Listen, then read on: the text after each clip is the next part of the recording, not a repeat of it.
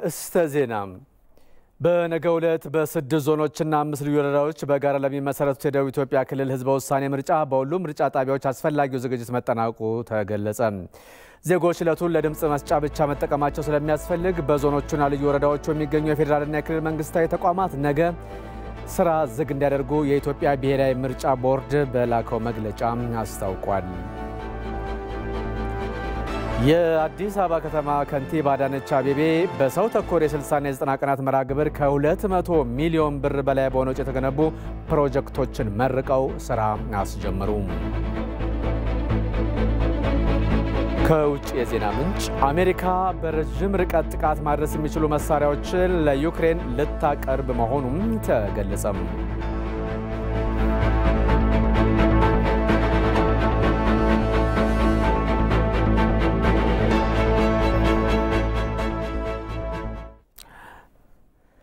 እንደምን አምሽታችኋል። ከኢትዮጵያ ቴሌቪዥን የምሽቱን ዜና ይዘን ቀርበናል። ከኛ ጋር ተሆኑ ዘንድ በአክብሮት እንጋብዛለን። ተመስገን በየነ ነኝ። በወቅታዊ ጉዳይ ላይ ከመንግስት ኮሚኒኬሽን አገልግሎት የተሰጠ መግለጫ። ከሰሞኑ በኢትዮጵያ ኦርቶዶክስ ተዋሕዶ ቤተክርስቲያን አባቶች መካከል የተፈጠረው መለያየት ሰላማዊ በሆነ መንገድ በውስጣዊ አሰራር መፈታት እንዳለበት መንግስት ያምናል። ሀገራዊ ተቋማት አንድነታቸውንና ጥንካሬያቸውን ጠብቀው እንዲዘልቁ ከዚህ በፊትም ሆነ ችግሮች በተፈጠሩ ጊዜ ሁሉ መንግስት የሚጠበቅበትን ሲወጣ ቆይቷል። ይህንን ጥረቱን አሁንም አጠናክሮ ይቀጥላል። የተቋማቱን አንድነት የሚፈታተኑ ችግሮች ከውስጥ ሲነሱ በውይይትና በውስጣዊ አሰራር እንዲፈቱ ድጋፍ ሲያደርግም ነበር። በተጨባጭም ውጤት አምጥቷል። ከሰሞኑ በኢትዮጵያ ኦርቶዶክስ ተዋሕዶ ቤተክርስቲያን አባቶች መካከል የተፈጠረው መለያየት በሰላማዊ መንገድ በውይይትና በቤተክርስቲያኒቱ አሰራር መሰረት እንዲፈታ ሁሉም አካላት የሚጠበቅባቸውን ኃላፊነት መወጣት ይኖርባቸዋል። የሀገር ሽማግሌዎችና የሃይማኖት አባቶች ሁለቱን ወገኖች በማቀራረብ ችግሩ በሰከነ መንገድ እንዲፈታ ማድረግም አለባቸው። አማኞች ችግሩን ከማወሳሰብና ለሌሎች አካላት መጠቀሚያ ከመሆን በመታቀብ ገንቢ ሚና ሊጫወቱ ይገባል። የጸጥታ አካላት የየአካባቢውን ህዝብና የእምነት ተቋማት ሰላምና ጸጥታ ማስከበር ግዴታቸው ነው። ግጭት የሚያባብሱ አካላትንም ስርዓት ማስያዝ አለባቸው። የሚዲያ አካላት ችግሩን የሚያባብሱ ነገሮችን ከማቅረብ መቆጠብ ይጠበቅባቸዋል። እንዲሁም መላው ህዝብ ለችግሩ መፈታት የሚጠበቅበትን እንዲያደርግ መንግስት ያሳስባል። በሌላ በኩል እምነትና ብሔርን ተገን አድርገው ግጭት ለመፍጠር የሚያስቡ ሀገር ለማፍረስ በተለያዩ መንገዶች ሞክረው ያልተሳካላቸው ኃይሎች ችግሩ እንዲባባስና እንዳይፈታ ለማድረግ እየሰሩ መሆኑም ተደርሶበታል። መንግስት ይህንን ፈጽሞ አይታገስም። ችግሩን ለማባባስና በህዝቦች መካከል ግጭት ለመፍጠር ብሎም ሀገርን ወደ ፈተና ለማስገባት በሚጥሩ አካላት ላይ መንግስት ህግ የማስከበር ስራውን እንደሚሰራ በዚሁ አጋጣሚ ያሳውቃል። የመንግስት ኮሚኒኬሽን አገልግሎት ጥር 28 ቀን 2015 ዓ.ም አዲስ አበባ።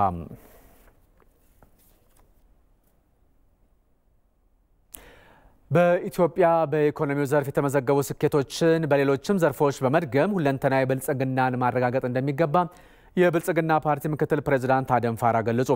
የብልጽግና ፓርቲን ወክለው የተመረጡት የህዝብ ተወካዮች ምክር ቤት አባላትና የፓርቲው ዋና ጽህፈት ቤት አመራሮች በፌዴራል መንግስት የአስፈጻሚ አካላት የ2015 በጀት ዓመት የመጀመሪያ 6 ወራት የአፈጻጸም ዙሪያም ውይይት አድርገዋል። ዘገባው የኢዜአ ነው። የሚያቀርበው አሊ ደደፎ። የብልጽግና ፓርቲ ምክትል ፕሬዝዳንት አቶ አደም ፋራ ውይይቱ በምርጫ ወቅት በፕሮግራሙ ያስቀመጣቸውና ለህዝብ ቃል የገባቸውን ጉዳዮችን በመገምገም በቀጣይ አፈጻጸሙን ለማሳደግ ምቹ ሁኔታ ይፈጠራል ብለዋል። የብልጽግና ፓርቲ ችግሮችን ቀድሞ መመከት የሚያስችል አቅም መፍጠር መቻሉን የገለጹት ምክትል ፕሬዝዳንቱ ፈተናዎች ሲያጋጥሙ ወደ መልካም እድል መቀየር እንደሚችል አሳይተዋል ብለዋል። የብልጽግና ፓርቲ አባላት አራቱ መዎችን ማለትም ማሳተፍ፣ መደገፍ፣ መረዳትና መተግበር የሚሉትን በመፈጸም በሁሉም ተቋማት ለውጥ ለማምጣት መረባረብ አለባቸው ብለዋል። ከኢኮኖሚ አንፃር ያው በርካታ የሆኑ ስኬቶችን አስመዝግበናል። እንደ ፓርቲ ከኢኮኖሚ አንፃር በዋናነት ያልነው በአንድ በኩል በአንድ ሴክተር ላይ ብቻ ሳይሆን በሁሉም ዘርፎች ላይ ያሉ አቅሞችን በአግባቡ ተጠቅመን ሁለንተናዊ ብልጽግና የማረጋገጥ ጉዟችንን እናፋጥናለን ነው። የ22ቱን የፌዴራል መንግስት አፈጻጸም ተቋማት ሪፖርት ያቀረቡት የፕላንና ልማት ሚኒስትር ዶክተር ፍጹም አሰፋ በ2014 በጀት ዓመት የተመዘገበው የ6.4 በመቶ የኢኮኖሚ እድገት ዘንድሮም ወደ 7.5 በመቶ ከፍ እንደሚል ይጠበቃል ብለዋል። በኢትዮጵያ ታምርት መርሃ ግብር 459 የተዘጉ ኢንዱስትሪዎች መካከል 200ን ወደ ምርት በማስገባት ተጨባጭ ለውጥ ማምጣት ተችሏል ነው ያሉት። የወርቅ ምርት አዘዋዋሪዎችና በተለያዩ አካባቢዎች በሚስተዋለው ህገወጥ አሰራር መሆኑን ጠቅሰዋል። ማዕድን ከእቅዱ አኳያ 35.9 በመቶ ብቻ ፈጽሟል። ከባለፈው ዓመት ተመሳሳይ ወቅት ጋር ሲነጻጸር 58.6 በመቶ ቅናሽ አሳይቷል። አምና በዚህ ሰዓት 281.52 ሚሊዮን ዶላር ማግኘት ችለን ነበር። ዘንድሮ ያገኘነው 103 ሚሊዮን ዶላር ብቻ ነው። ይሄም አብዛኛው ከወርቅ የመጣ ነው። ሌሎቹ ብዙም የማይባል ነው ያመጡት ማለት ነው። የብልጽግና ፓርቲ የህዝብ ተወካዮች ምክር ቤት አባላት መንግስት ህግ በማስከበር የአካባቢውን ማህበረሰብ ተጠቃሚ የሚያደርግ አሰራር መዘርጋትና ኢኮኖሚውን ማሳደግ አለበት ብለዋል። አሳሳቢ ነው። ትኩረት ሰጠው ብለም የምታለፍ ነገር አይደለም። እርምጃ መወሰድ አለበት። እርምጃውን ደግሞ ሰጀስት ማድረገው አንድና አንድ ነው። ህግ መከበር አለበት። ስለዚህ አሁን ያ ለሀገራችን ህልውና በጣም አደገኛ ሁኔታ ስለሆነ ማዕድን ያለባቸው ቦታዎች በሙሉ አንደር ፌደራል ኮንትሮል መምጣት አለባቸው። እኔ የጋምቤላ ክልል ሄጄ ሉንጋ የወርቅ ማዕድን አይቻለሁ። እዛ ላይ ያየነው ነገር በጣም አስደንጋጭ ነው። በጣም አስደንጋጭ ነው። ወርቅ ኢትዮጵያ ውስጥ እየገባ አይደለም፣ ወደ ውጭ ሀገር ነው እየሄደ ያለው።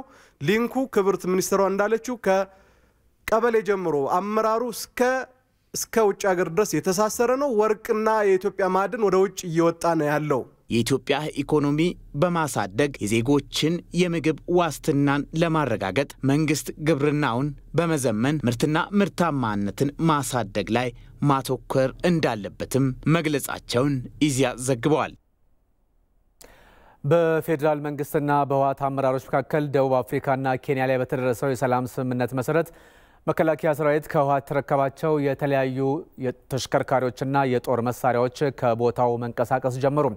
ጥር 2 ቀን 2015 ዓ.ም ከመቀለ 36 ኪሎ ሜትር ርቀት ከሚገኘው አጉላ ካምፕ የአፍሪካ ወታደራዊ ታዛቢዎች በተገኙበት ህወሓት ያስረከባቸው መሳሪያዎች፣ ተሽከርካሪዎችና ተተኳሾች ወደ ተዘጋጀላቸው ቦታ በኮንቮይ የተንቀሳቀሱ ነው።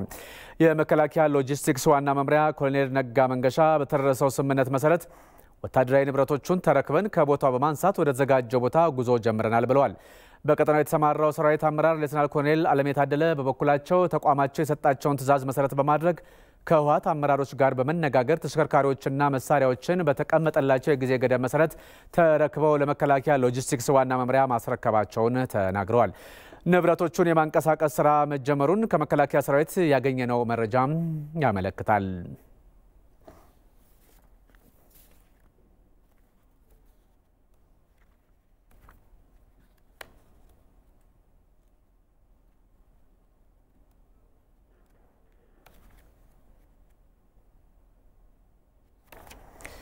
የአዲስ አበባ ከንቲባ አዳነች አቤቤ የ60 እና የ90 ቀናት መርሃ ግብር ከ200 ሚሊዮን ብር በላይ በሆነ ወጪ የተገነቡ ፕሮጀክቶችን መርቀው ስራ አስጀምረዋል። ከተባበርን በአዲስ አበባ ውስጥ በርካታ ነዋሪን ተጠቃሚ የሚያደርጉ ስራዎችን መስራት የሚያስችለን ከፍተኛ አቅም አለን ብለዋል ከንቲባ አዳነች አቤቤ። ኤልሻዳይ ወንድማገኝ የአዲስ አበባ ከተማ ነዋሪዎች በከተማዋ ልማትና እድገት ተጠቃሚ መሆን አለባቸው የሚለው የከተማ አስተዳደሩ ከመደበኛ እቅድ ጎን ለጎን የ60ና 90 ቀናት የሰው ተኮር መርሃ ግብር በሚል ዝቅተኛ ገቢ ያላቸውና አቅመ ደካማ የከተማ ነዋሪዎችን ተጠቃሚ የሚያደርጉ ተግባራትን ማከናወን ከጀመሩ ውለው አድረዋል።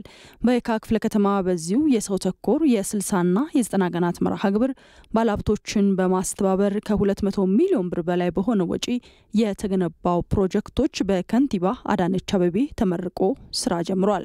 ከተመረቁት ፕሮጀክት መካከል 60 የሚደርሱ ተጨማሪ የመማሪያ ክፍሎች የሚገኙባቸው ሲሆን ይህም የትምህርት ጥራትን ለማረጋገጥ ከፍተኛ አስተዋጽኦ አለው ብለዋል ከንቲባዋ። እነኚህ አገልግሎት ያስጀመርናቸው የመማሪያ ክፍሎች በዋናነት የመማር ማስተማሩን ሂደት ምቹና ውጤታማ በማድረግ በኩል ትልቅ አስተዋጽኦ ይኖራቸዋል።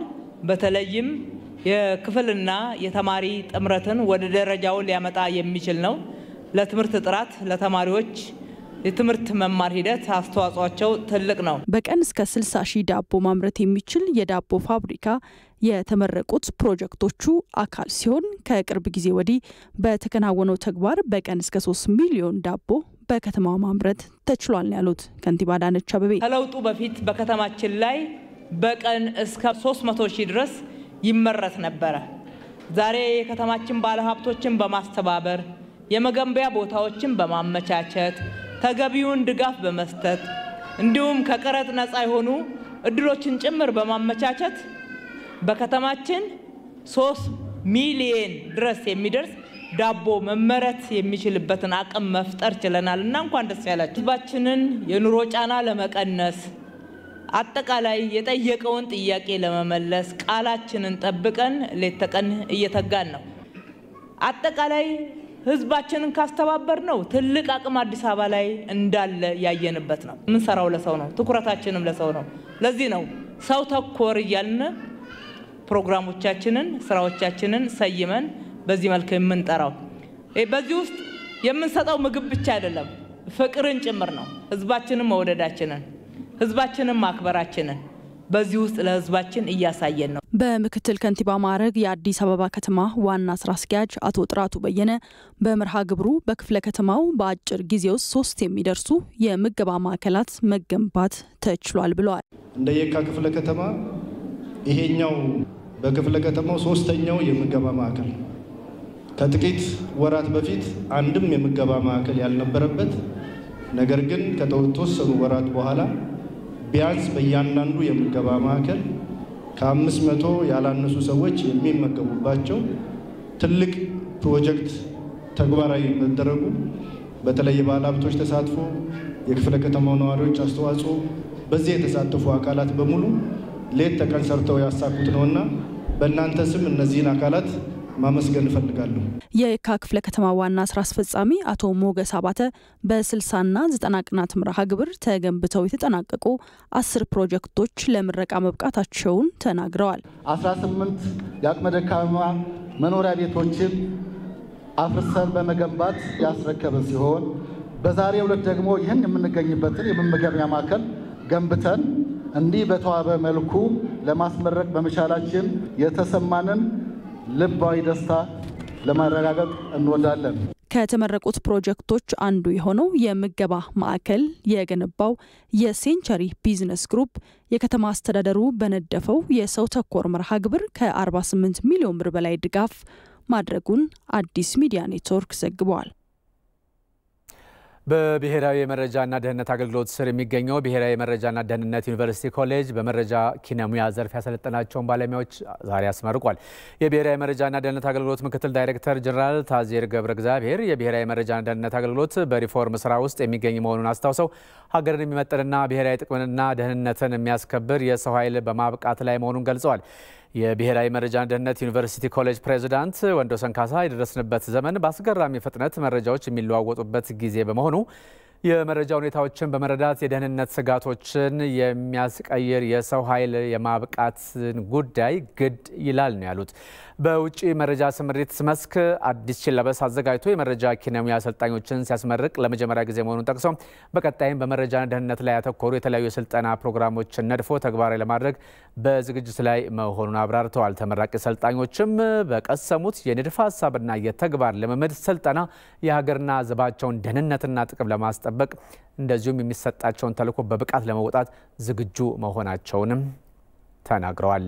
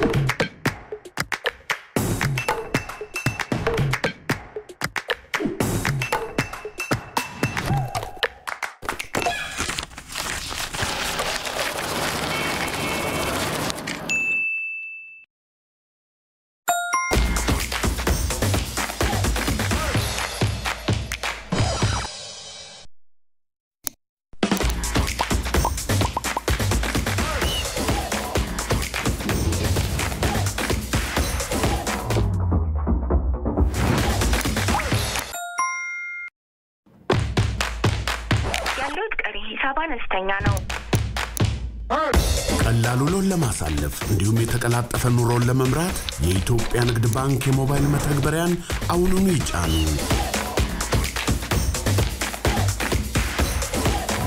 የኢትዮጵያ ንግድ ባንክ ሁሌም የሚተማመኑበት ባንክ።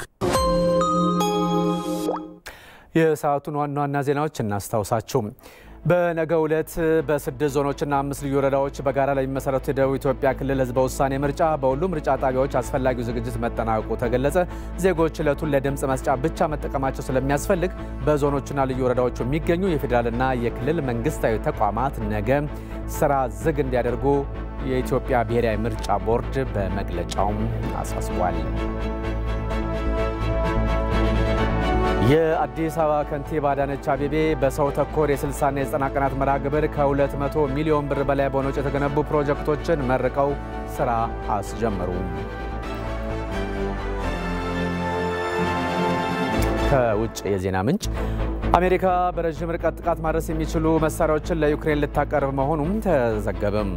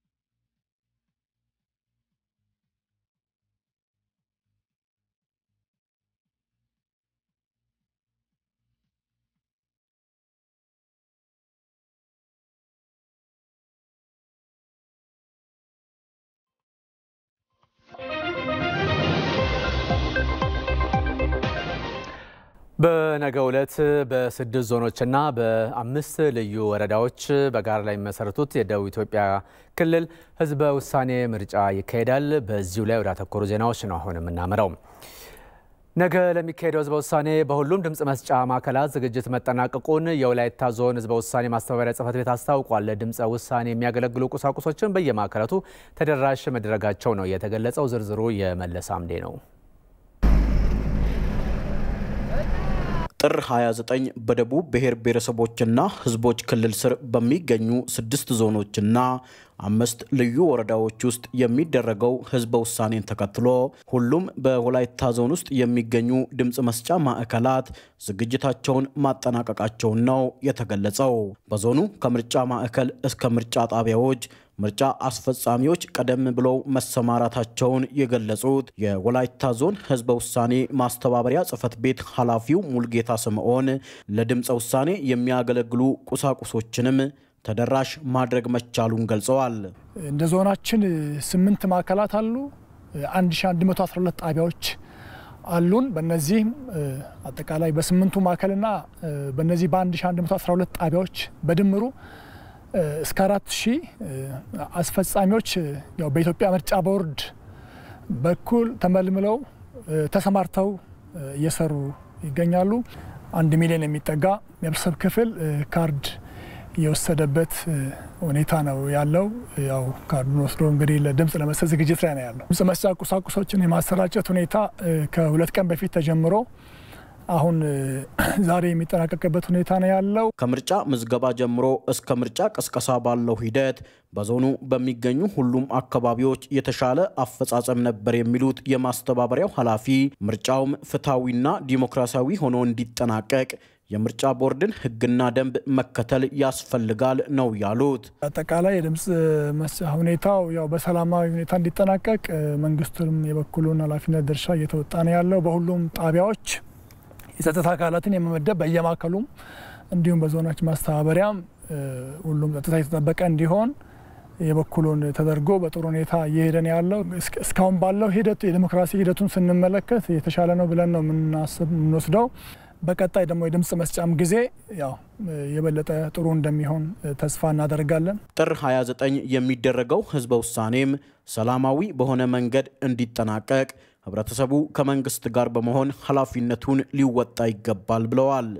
ህብረተሰቡ እንግዲህ ይሄ በህገ መንግስቱ የተሰጠ መፍትም ነው። ደግሞ ያው በቀረበው ህብረተሰቡ ባቀረበው ጥያቄ መንግስት ያው ያመጣው ስለሆነ ይሄንን ደግሞ የራሱን መፍት በወሰደው በካርዱ የሚወስንበት ስለሆነ ህዝበ ውሳኔ እንደመሆኑ መጠን ይህንን ካርድ ዋጋ ህብረተሰቡም ሳያሳጣ የወሰደ የህገ መንግስት ዲሞክራሲ መፍቱን ኤክሰርሳይዝ እንዲያደርግ ነው አሁንም ግንዛቤ የምንሰጠው። ያው አጠቃላይ እንደ መንግስትም እንደ ጸጥታም አካል ደግሞ ገለልተኛ ሆኖ ሁሉም ምርጫ ቦርድ ባስቀመጠው አሰራር መሰረት የመንግስት አካላትም እንዲንቀሳቀሱ በጥንቃቄ የተለያዩ የሚታዘቡ አካላት ከውስጥም ከውጭም የሚመጡ አሉና ሁሉም በተቀመጠለት ምርጫ ቦርዱ ባስቀመጠው ስርዓት ነው ብቻ ሊሄድ የሚችለው። ህዝበ ውሳኔው ወላይታ፣ ጋሞ፣ ጎፋ፣ ደቡብ ኦሞ፣ ኮንሶና ጌዲኦ ዞኖችን እንዲሁም ቡርጂ፣ አማሮ፣ አሌ፣ ደራሼና ባስኬቶ ልዩ ወረዳዎችን በደቡብ ኢትዮጵያ አዲስ ክልል ለማዋቀር ወይንም በነባሩ የደቡብ ብሔር ብሔረሰቦችና ህዝቦች ክልል ስር ለማቆየት የሚደረግ ነው። ለኢትዮጵያ ቴሌቪዥን ለተጠናቀረው ዘገባ መለሳ አምዴ ከወላይታ ሶዶ። በተያያዘ ዜና በወላይታ ዞን ሁሉም የህዝበ ውሳኔ ድምጽ መስጫ ጣቢያዎች የጸጥታ አካላትና ምርጫውን ለማስፈጸም የተለያዩ ባለድርሻ አካላት ዝግጁ መሆናቸውን የዞኑ አስተዳደር አስታውቋል። ለህዝበ ውሳኔው ስኬት ህብረተሰቡ እያበረከተ ያለው አስተዋጽኦ ከፍተኛ መሆኑም ተጠቁሟል። መለሳ አምዴ ተከታትሎታል። ጥር 29 የሚካሄደው ህዝበ ውሳኔ ፍትሃዊና ሰላማዊ ሆኖ እንዲጠናቀቅ ሁሉን አቀፍ ዝግጅት ማጠናቀቁን ነው የወላይታ ዞን አስተዳደር ያስታወቀው። በዞኑ በሚገኙ 1112 የምርጫ ጣቢያዎች ጸጥታ ኃይሎችን ማሰማራት ተችሏል የሚሉት የወላይታ ዞን ዋና አስተዳዳሪ አክሊሉ ለማ የህዝበ ውሳኔ ሂደቱም የህግ ጥሰት እንዳይገጥመው ፍትህ አካላት በንቃት ክትትል ያደርጋሉ ብለዋል። ወደ 907 መደበኛ ፖሊሶችን ለይተን ስምርት ሰጥተናል። አንድ ምርጫ ጣቢያ ላይ ቢያንስ አንድ ፖሊስ እንዲኖር ነው ከምርጫ ቦርድ ጋር የተነጋገርነው። ሚሊሻዎችን ወደ 205 የሚሆኑትን ደግሞ በዛ አይነት መልኩ ለይተን ምርጫ ጣቢያዎችን ተደራሽ እንዲሆን አድርገናል። ፖሊስ፣ መርማሪ ፖሊሶች፣ የፍርድ ቤት ዳኞች እና የፍትህ መምሪያ ከላይ ጀምሮ የሚመራው አንድ ቲም ተደራጅቷል።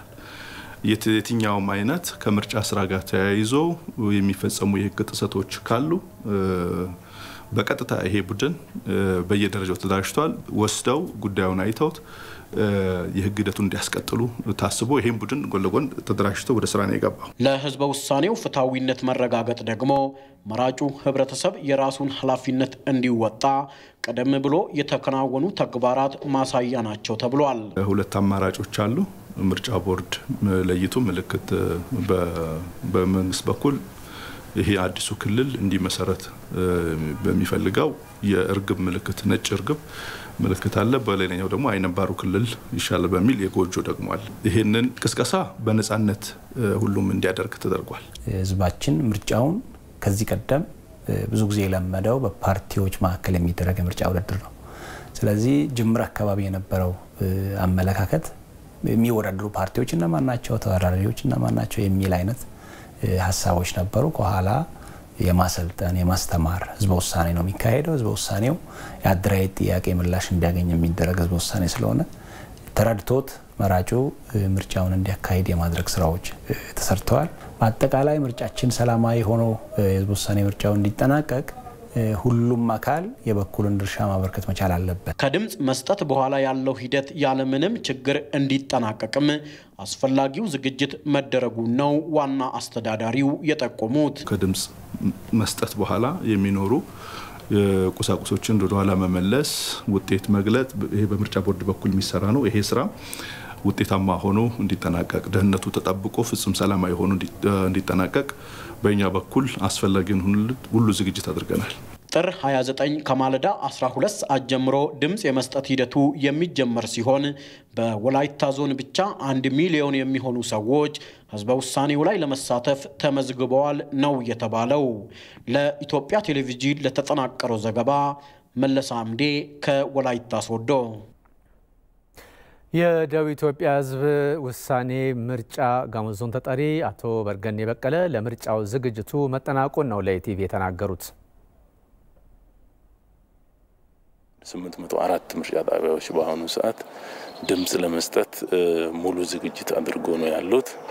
በእነዚህ ጣቢያዎች ምርጫ ለመስጠት ወይም ድምጽ ለመስጠት የተመዘገበ ቁጥር ስናይ ወደ 650 ሺህ እና ከዛ በላይ ህዝብ መራጭ ህዝብ ተመዝግቦ ነው ያለው እንደ ዞን። የጋሞ ዞን ሰላምና ጸጥታ መምሪያ ኃላፊ ገዛየን ጋሞ ምርጫው በሰላም እንዲጠናቀቅ አስፈላጊው ቅድመ ዝግጅት መደረጉን አስታውቀዋል። ጸጥታ አካላት በ803 ምርጫ ጣቢያ ላይ የጸጥታ አካላት ደህንነት እንዲያስጠብቁ ችግር እንዳይፈጠር ምርጫ ቁሳቁስ ላይ ችግር እንዳይፈጠር ሌላም እንዳይሰረቅ ጥበቃ ተመድቧል። አሁን ሁሉም ጣቢያ ላይ ኦን ሆኖ ነው።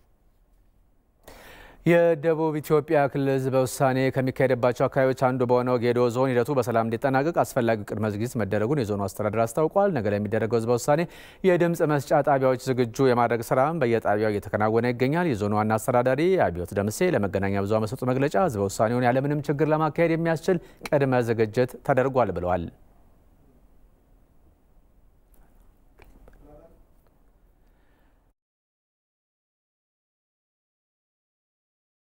ወሰነድለ ከመ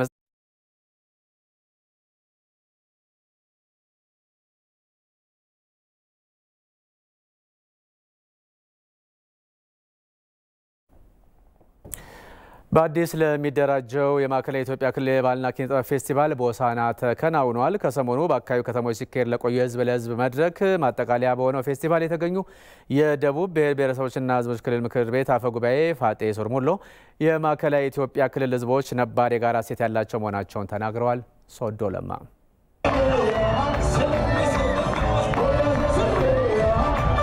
ከነባሩ የደቡብ ክልል 11 መዋቅሮች 6ቱን የሚይዝ ነው በአዲስ ሊደራጅ በሂደት ላይ የሚገኘው የማዕከላዊ ኢትዮጵያ ክልል።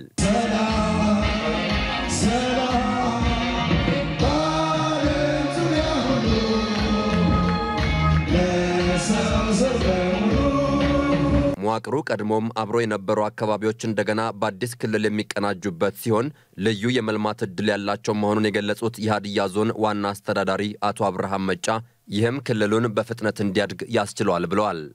ተፈጥሮና ፈጣሪ ሰርቶ የሰጠን እርስ በርሳችን የተጋመድ ስንሆን ብቸኛው ያለን አማራጭ በዚህ መልካም አጋጣሚ ተፈጥሯችን እውቅና ሰጥተን የሞሸረችንን ክልል መዋቅራዊና ዘመናዊ የመንግስት አስተዳደር ቅርጽ በአስቸኳይ አስይዘን ወደ ልማትና ብልጽግና መገስገስ ብቻ አማራጫችን ይሆናል ማለት ነው። ከደቡብ ኢትዮጵያ ክልል ማደራጀት ስራ ጎን ለጎን ሂደቱ እየተፋጠነ የሚገኘው የማዕከላዊ ኢትዮጵያ ክልል ህዝቦች ነባር የጋራ እሴት ያላቸው ናቸው። የባህልና ኪነ ጥበብ ፌስቲቫሉም ይህንን ይበልጥ የሚያጠናክር ነው ብለዋል የደቡብ ብሔር ብሔረሰቦችና ህዝቦች ምክር ቤት አፈ ጉባኤ ፋጤ ሴርሞሎ። ይህ የጋራ እሴትና ማህበራዊ ኢኮኖሚ መስተጋብር ይበልጥ የሚያነቃቃ የሚያድስና የሚያጎለብት የህዝብ ለህዝብ ግንኙነት ስራ መስራት አዲስ በሚደራጀው ማዕከላዊ ኢትዮጵያ ክልል ከፍተኛ አዎንታዊ አቅም የሚፈጥርና ክልሉ የመመስረት ሂደት ህዝቦች የነቃ ተሳትፎ የታጀበ እንዲሆን ያደርገዋል። በደቡብ ክልል የመንግስት ረዳት ተጠሪ አቶ ስንታየው ወልደ ሚካኤል የህዝብ ለህዝብ መድረኩ 3 አበይት ዓላማዎች እንዳሉት ተናግረዋል። የመጀመሪያው የክልል አደረጃጀት ስራችን ደርሶ ያለበትን ደረጃ ለህዝባችን የምናስተዋውቅበትና ከህዝባችን ጋር መረጃ ልውውጥ የምናደርግበት መድረክ ነው። ሁለተኛ በአዲስ መልክ ራሱን ሪፎርም አድርጎ የሚደራጀው ማዕከላዊ ኢትዮጵያ ምን ፖቴንሻልና ተጨባጭ አቅሞች አሉት፣ ምን እምቅና ተጨባጭ አቅሞች አሉት፣ ምን ይዘን ነው የምንደራጀው፣ ምን የጋራ እሴቶች አሉት፣ ምን አይነት ግንኙነቶች አሉት የሚለውን ግንዛቤ የምንፈጥርበት ነው። ሶስተኛ በውይይቱ ላይ የሚሳተፉ አካላት ሚናቸውን የሚወስዱበት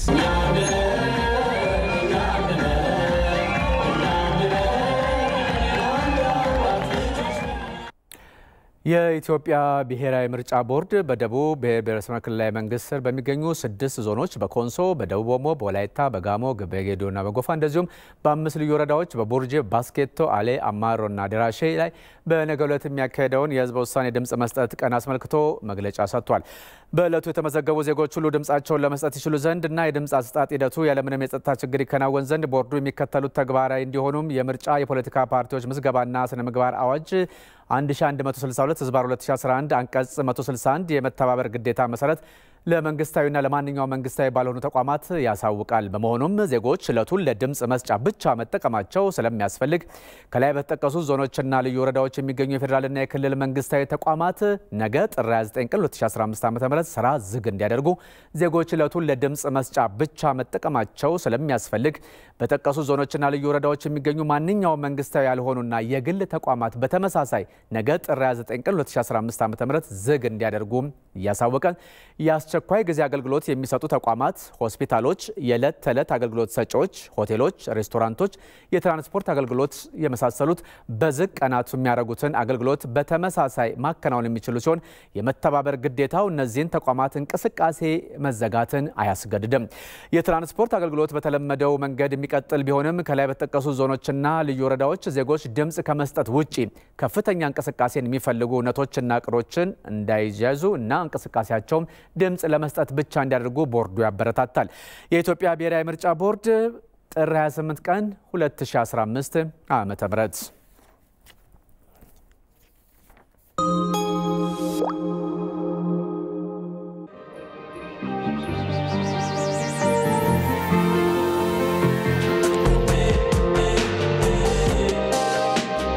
ብርቱ ጥረት ያማረ ውጤት ይሰጣል። ለሚወዱት ነገር መጽናት ደስታን ያጎናጽፋል። የድካም ውጤትን መመልከት እርካታን ይቸራል።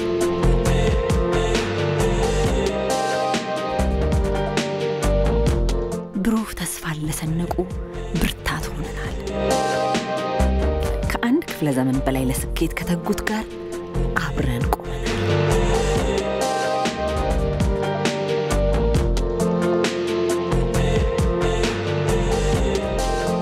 የኢትዮጵያ ልማት ባንክ የልማት አጋሩ።